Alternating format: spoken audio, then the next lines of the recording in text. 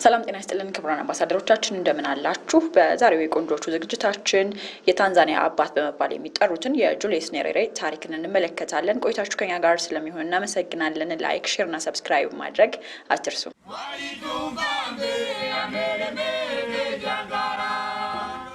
በአፍሪካ የነጻነት ትግል ውስጥ ስማቸው ከሚነሳ ጥቂቶች መካከል ጁሊየስ ካምባራጅ ኔሬሬ አንዱ ናቸው። በቀድሞ መጠሪያዋ የታንጋኒካ የአሁኗ የታንዛኒያ የመጀመሪያው ፕሬዝዳንት። በአፍሪካ የነጻነት ትግል ውስጥ ስማቸው ከሚነሳ ጥቂቶች መካከልም ኔሬሬ አንዱ ናቸው። በጎርጎሮሳውያን 1961 ከብሪታንያ ቅኝ አገዛዝ ነጻ የወጣችው ታንጋኒካ እንዲሁም ከ3 ዓመታት በኋላ ታንጋኒካና ዛንዚባር ተዋህደው የመሰረቷት ታንዛኒያ በአጠቃላይ ለ23 ዓመታት መርተዋል።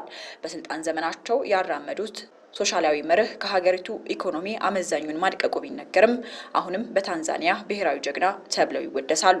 በያኔው የብሪታንያዋ ቅኝ ግዛት ታንጋኒካ ውስጥ በምትገኘው ቡታያማ በተሰኘች መንደር በ1922 ካምባራጅ ወይም ጁሊየስ ኔሬሬ ተወለደ። ጎበዝ ተማሪ እንደሆነ ይመሰከርለታል። ኔሬሬ ከመንግስት ባገኘው የነጻ ትምህርት እድል ጥሩ ውጤት ያላቸው ተማሪዎች በሚማሩበት ትምህርት ቤት የሁለተኛ ደረጃ ትምህርቱን አጠናቋል። ከዚያም በዩጋንዳ ዋና ከተማ ካምፓላ በሚገኘው የማካራሬ ኮሌጅ ከፍተኛ ትምህርቱን ተከታትሎ ወደ ሀገሩ ከተመለሰ በኋላ በመምህርነት ለዓመታት አገልግሏል። በኪስዋሃሊ ሞዋሊሙ ማለትም የክብር መጠሪያ የሆነው መምህር ይሏቸዋል ጁሊየስ ኔሬሬን። በ1949 የነጻ የትምህርት ዕድል አግኝተው በሄዱበት በስኮትላንድ ዩኒቨርሲቲ በምጣኔ ሀብትና በታሪክ ትምህርት ሁለተኛ ዲግሪያቸውን ይዘው ወደ ሀገራቸው ተመለሱ። በሰለጠነበት የታሪክ ትምህርት ዳሬ ሰላም በሚገኘው ቅዱስ ፍራንሲስ ኮሌጅ ማስተማሩን ቀጠለው። ከታሪክ ትምህርት በተጨማሪ የእንግሊዝኛና የስዋሂሊ ቋንቋ ያስተምር ነበር። በዚሁ ኮሌጅ በማስተማር ላይ ሳለ ታንጋኒካ አፍሪካ ዩኒየን ፓርቲን አቋቋሙ። ይህ እንቅስቃሴ ግን ለቀኝ ግዛት ባለስልጣናት የተዋጠላቸው አልነበረም። ስለዚህ ከሁለት አንዱን ምረጥ አሉት፣ ከመምህርነቱና ከፖለቲካው። ኔሬሬ በአንድ ወቅት ስለዚህ ጉዳይ ሲናገር በምርጫዬ መምህር፣ በአጋጣሚ ደግሞ ፖለቲከኛ ሆንኩ ብሎ ነበር። ከዚህ በኋላ ታንጋኒካን ነጻ ለማውጣት የተንቀሳቀሰው ኔሬሬ ብዙዎችን በድርጅቱ ዙሪያ ለማሰባሰብ ችሏል። ፓርቲው በሰላማዊ ተቃውሞ የሚያምን ብዙሃንነትን የተቀበለና የዘር መድሎን የሚጠየፍ ድርጅት እንደነበር ይነገርለታል። በዚህ ምክንያት አንደበተ ርቱዕ የነበረው ኔሬሬ በመሰረተው ፓርቲ መርህ መሰረት ያለምንም ደም ታንጋኒካን ነጻ ማውጣት ቻለ። ታንጋኒካ በ1962 ነጻ ስትወጣ ሙዋሊሙ ጁሊየስ ካምባራጌ ኔሬሬ የመጀመሪያው የታንጋኒካ ፕሬዝዳንት ሆኖ ተመረጠ። በ1964 ዓ.ም በዛንዚባር በተደረገው መፈንቅለ መንግስትን ተከትሎ ኔሬሬ መፈንቅለ መንግስቱን ከመሩ ሰዎች ጋር በመደራደር ከስምምነት ላይ መድረስ በመቻሉ ታንጋኒካና ዛንዚባር ያዋሃደ የታንዛኒያ ሪፐብሊክ እንዲመሰረት ምክንያት የሆነ ሰው ነው። ኔሬሬም የመጀመሪያዋ የነጻዋ ታንዛኒያ ሪፐብሊክ ፕሬዝዳንት ሆነ። ስልጣን ግን ኔሬሬን አልቀየራቸውም። እንደ ቀድሞው ለታገሉለትና ቁርጦ ለተነሱለት ለሀገራቸው ደህንነት መስራት ቀጠሉ። ብቅ ብለው የጠፉ አብሪ ኮከብ ናቸው ይሏቸዋል። በፍቅር በሰጧቸው ማዕረግ ማሊሙ መምህሩ እያሉ ይጠሯቸዋል። ሌላም ስም አላቸው። መላ ታንዛኒያውያን በአንድነት ባባዋ ታፊያ ወይም የሀገራችን አባት ይሏቸዋል። ዘረኝነት፣ ሙስና በሰደደበት የአፍሪካ አህጉር ውስጥ ብቅ ብሎ የጠፉ አብሪ ኮከብ ናቸው ጁሊየስ ካምባራጌ ኔሬሬ። ከሰሯቸው ስራዎች መካከልም ከ3500 በላይ ወጣቶችን በማሰልጠንና ትራክተሮችን በመስጠት በመንግስት ደሞዝ እየተከፈላቸው የገበሬዎችን መሬት እንዲያርሱ በማድረግ ከእርሻ የሚገኘው ገቢ እንዲጨምር ብሎም የታንዛኒያውያን በጥቂት ዓመታት ራሳቸውን በምግብ እንዲችሉ አድርገዋል። የመንግስት ባለስልጣናት መኪናዎችን በመቀማት የመንግስት ባለስልጣናት እንደማንኛውም ዜጋ መንግስት በሚያዘጋጀው የህዝብ ማመላለሻ እንዲጠቀሙ አድርገዋል። በወቅቱ ይህንን ለምን እንዳደረጉ ሲጠየቁ የህዝቡ ባለስልጣናት ከህዝብ የሚያረቃቸው የሀብት ማማ ላይ ከደረሱ የህዝቡን ችግር ይረሱታል። የግል መኪና አልተሰጠኝም የሚል ባለስልጣን ካለ ማወቅ ያለበት ስልጣን የያዘው ህዝብን ለማገልገል እንጂ በህዝብ ሀብት ለመገልገል አይደለም ሲሉ ገልጸዋል። በመንግስት ወጪ በየጊዜው ለተለያዩ ሀገራት ባለስልጣኖች ብዙ ወጪ ይደረግ የነበረው የራት ግብዣ እንዲቀር ያደረጉ ሲሆን ስለ ጉዳዩ የቢቢሲ ጋዜጠኛ ሲጠይቃቸው የውጭ ሀገራት ባለስልጣናት ዳሬ ሰላም የሚመጡት ታንዛኒያን ለመጎብኘት እንጂ እራት ለመብላት አይደለም ሲሉ ፈገግ አድርገውታል። እርሳቸው ይጓጓዙበት የነበረው አሮጌ መኪና የዳሬ ሰላም ነዋሪዎች ሲመለከቱ ፕሬዝዳንታቸውን ሰላም ለማለት በሚያደርጉት ጥረት የትራፊክ መንገዱ እየተጨናነቀ ስላስቸገረ የታንዛኒያ ፍርድ ቤት ለ8 ቀናት ያህል መኪና እንዳያሽከረክሩ አግዷቸው ለአንድ ሳምንት ያህል ከቢሮአቸው ቤታቸው ድረስ ያለ ጋርድ በህዝብ ታጅበው ይመላለሱ የነበሩ ታላቅ መሪ ናቸው። በሀገሪቱ ያሉ የተሻለ ገቢ ያላቸውን ግለሰቦች በማነጋገር እያንዳንዱ ባለሀብት አንድ የጎዳና ተዳዳሪ እንዲያሳደግ በማድረግ ታንዛኒያን ከጎዳና ተዳዳሪዎች ነጻ የሆነች ከተማ አድርገዋታል። ብዙ መስራት በሚችሉበትና የአመራር ተሞክሯቸው ከፍ ባለበት 63 ዓመት እድሜያቸው ከዚህ በኋላ ስልጣን በቃኝ፣ ስልጣን በመልቀቅ ለሌሎች አርአያ መሆን አለብኝ በማለት ስልጣናቸውን በመልቀቅ ወጣቶችን በመሰብሰብ በነፃ ማስተማር ጀመሩ። ጁልየስ ኔሬሬ የተለያዩ ከ27 በላይ ዓለም አቀፋዊ ታላላቅ ሽልማቶችን የተሸለሙ ሲሆን በ94 የዓለማችን ሀገራት በስማቸው ጎዳናዎች ተሰይመውላቸዋል። ለብሔራዊ አንድነት ግንባታም ይረዳ ዘንድ ከእንግሊዘኛ ይልቅ ኪስዋሂሊ ብሔራዊ ቋንቋ እንዲሆን ያበረታቱ ነበር። ሆኖም ምናልባትም ከሁሉም በላይ የኔሬሬ ማስታወሻ ኡጃማ የተባለው የህብረት እርሻን መሰረት ያደረገው የአፍሪካ ሶሻሊዝም መርሃቸው ነው። ኡጃማ የኪስዋሂሊ ቃል ሲሆን ትርጉሙም ቤተሰባዊነት ማለት ነው።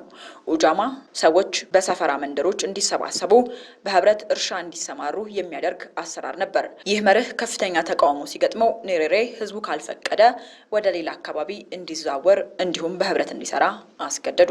በእርግጥም ጁልየስ ኔሬሬ ሶሻሊስት ነበሩ። ይሁንና ብዙ የሶሻሊዝም ፍልስፍና ተከታይ መሪዎች እንዳደረጉት የሶሻሊዝምን ፍልስፍና እንደወረደ ሀገሩና ህዝቡ ላይ ለመጫን አልወደደም። ይልቁንስ ሶሻሊዝምን ከታንዛኒያ ህዝብ ባህልና እሴት ጋር በሚጣጣም መልኩ ሰርቶና ለክቶ በታንዛኒያ ልክ ለመስፋት አዲስ ታንዛኒያዊ መሰረት ያለው የሶሻሊዝም እሳቤ ለመፍጠር ተግቷል። ይኸውም ኡጃማ ነው። ቀደም ሲል እንደነገርናችሁ ኡጃማ ቤተሰባዊነት ማለት ነው። በተባበረ ክንድ በሚሰራ የገጠር ግብርና ላይ ትኩረቱን ያደረገ ነበር። ኡጃማ ሰውን ማዕከል ያደረገ ፍልስፍና ነው። በዚህ መሰረት እስከ 250 የሚሆኑ አባወራዎች በአንድነት ማህበር ይገባሉ፣ በህብረት ያርሳሉ፣ በህብረት ይሰራሉ። መንግስት ደግሞ በበኩሉ የሚያስፈልጋቸውን የግብርና ግብአትና መሰረተ ልማት ያሟላል። ለዚህ ተግባር ይረዳ ዘንድ ብዙ ታንዛኒያውያን የከተማ ኑሮን ጥለው ወደ ገጠር በውድም ሆነ በግድ ሆነም ግን በታንዛኒያውያን ዘንድ አልተወደደለትም ነበር። በተለይም ብዙ የአፍሪካ ሀገራት ካጠቃው የጎሳ ፖለቲካ የጁልየስ ኔሬሬ ኡጃማ ታንዛኒያን ከልሏታል። ቤተሰባዊነት ነውና። በትምህርቱ ዘርፍ ኔሬሬ ብዙ መሰረታዊ ለውጦችን አምጥቷል። የትምህርት ዓላማ ፈተናን ከማለፍ የተሻገረና የሰው ልጅን አስተሳሰብና አመለካከት ከመሰረቱ መቀየር ነው ይላል መምህሩ። በዚህ ትግል ውስጥ የታንዛኒያን ኢኮኖሚ ማሳደጉ ያልተሳካለት ኡጃማ ፍልስፍና ለሀገሪቱ እንደማይሰራ ግልጽ ሆነ። ያም ሆኖ ኔሬሬ በሙስናም ይሁን በሌሎች የግል ቅሌቶች ሳይነካኩ እስከ መጨረሻው የዘለቁ መሪ እንደነበሩ ይመሰከርላቸዋል። ዊዛውት ዩኒቲ there is no future for Africa በሚለው አባባሉ ይታወቃል።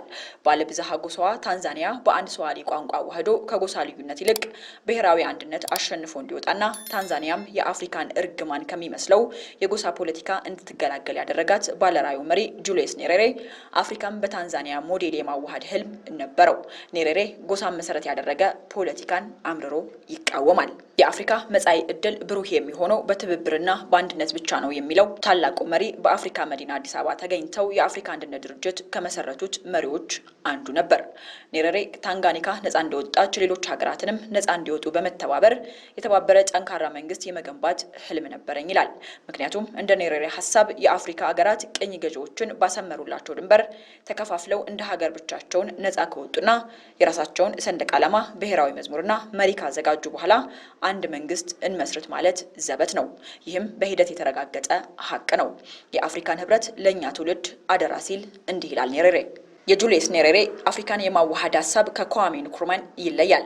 ንክሩማን የአፍሪካ ውህደት በፍጥነት መሆን አለበት ሲል፣ ኔሬሬ በበኩሉ የለም የረጅም ጊዜ ስራን ይጠይቃል ሲል አንስቶ ነበር። እንደሱ ሀሳብ አፍሪካን የማዋሃድ ስራ በአንድ ትውልድ የሚያልቅ አይደለም፣ ቀስ በቀስ ትውልድ ከትውልድ እየተቀባበሉት ከግብ የሚያደርሱት እንጂ። ለዚህም ነው አሁን ላለው ትውልድ አደራ ይሰጠው። የታንዛኒያ አባት የሚሉት ኔሬሬ በ1985 በገዛ ፈቃዳቸው ስልጣናቸውን እየለቀቁትም ይህንኑ ተምሳሌት በማድረግ አፍሪካ የምትመሰረተው በአዲሱ ትውልድ መሆኑን ለማሳየት ጭምር ነው። በአፍሪካ ስልጣን ካልሞቱ በስተቀር መልቀቅ ለማይፈልጉ መሪዎች ትልቅ አርአያ የሆነ ነው። ከ20 በላይ የአፍሪካና ከአፍሪካ ውጭ ያሉ ዩኒቨርሲቲዎች የክብር ዶክትሬት ዲግሪን ሰጥተውታል። ሌሎች ያገኛቸው ሽልማቶች ዘርዝረን የምንዘልቃቸው አይደሉም። ይህንን ሁሉ ስራ ቢሰሩም ሀገራቸውን ከዓለም ድሆች ተርታ በማሰለፍ ከልማት ወደ ኋላ በማስቀረትና የውጭ እርዳታ ጥገኛ በማድረግ ይወቀሳሉ። ኔሬሬ ስልጣን ሲወርዱ ሲከተሉ ስለቆዩት የግዴታ የኢኮኖሚያዊ መርህ በይፋ ይቅርታ ጠይቀዋል። ይህንንስ ቢሆን ማን አደረገው? እሳቸው እንጂ። ይሁንና በዘመናቸው የህፃናት ሞት መቀነሱን፣ የሆስፒታሎች ቁጥር መጨመሩንና ትምህርት መስፋፋቱ እሙን ነው። መጋቢት 4 2013 ዓመተ ምህረት በነበረው የአፍሪካ ህብረት ጉባኤ ለታንዛኒያ የመጀመሪያው ፕሬዝዳንት ጁሊየስ ኔሬሬ በአፍሪካ ህብረት ጽሕፈት ቤት ሐውልት ሊቆም እንደሆነ ተሰምቶ ነበር። ኔሬሬ የአፍሪካ አንድነትንም በኋላም የአፍሪካ ህብረትን ከመሰረቱት መሪዎች መካከል አንደኛው ናቸው። በጡረታ ዘመናቸውም ጁሊየስ ኔሬሬ እንደ ብዙ አፍሪካውያን መሪዎች ስልጣን ወይም ሞት ብሎ የስልጣን ወንበሩ ላይ ሙጭጭ አላለም። ከኋላ ሆኜ ፖለቲካውን ካልሾፈርኩ አላለም። ይልቁንስ ወደ መንደሩ ቡታያማ ተመልሶ የእርሻ ስራውን ተያያዘው። ኔሬሬ ፕሬዝዳንት ብቻ አልነበረም፣ መምህርም ጭምር እንጂ። ፕሬዝዳንትና መምህር ብቻም አልነበረም፣ የስነ ጽሁፍ ሰውም እንደሆነ ይወሳለታል። ለስነ ጽሁፍ የተለየ ፍቅር የነበረው ኔሬሬ 2 የሼክስፒር ስራዎችን በስዋሂሊ ቋንቋ በመተርጎም ወገኖቹን ከዓለም ስነ ጽሁፍ ጋር አስተዋውቋል። ከዚህም በተጨማሪ በጡረታ ዘመኑ በአፍሪካ የሚነሱ ግጭቶችን ሲያሸማግል የኖረው ጁሊየስ ኔሬሬ በመጨረሻም በ1999 በሉኪሚያ በሽታ ተለይቶናል። ኔሬሬ ቀላል ህይወትን የሚወድ ሃይማኖተኛ ሰው ነበር። ማንም ፕሬዝዳንት እንደነበር እንዲያስታውሰውና የተለየ ክብር እንዲሰጠው አይሻም።